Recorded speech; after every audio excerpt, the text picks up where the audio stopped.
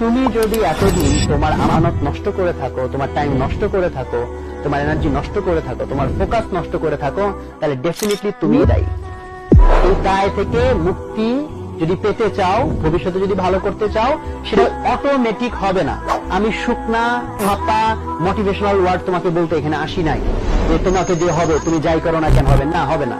তোমাকে দিয়ে হতেও পারে, নাও হতে পারে।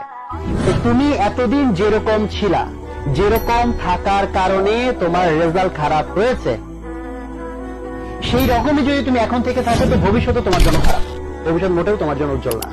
রিপিট ইট, তুমি এতদিন যেরকম ভাবে চলেছো, যেরকম ভাবে তোমার টাইম এনার্জি নষ্ট করেছো, তুমি যদি সেই হ্যাবিট চেঞ্জ না করো, তাহলে ভবিষ্যতে তোমার জন্য ভালো কিছু নাই। আর তুমি যদি এখন তোমার লাইফে একটা সিগনিফিকেন্ট চেঞ্জ আনো, তাহলে পসিবল যে তোমার জন্য ভালো কিছু অপেক্ষা করছে।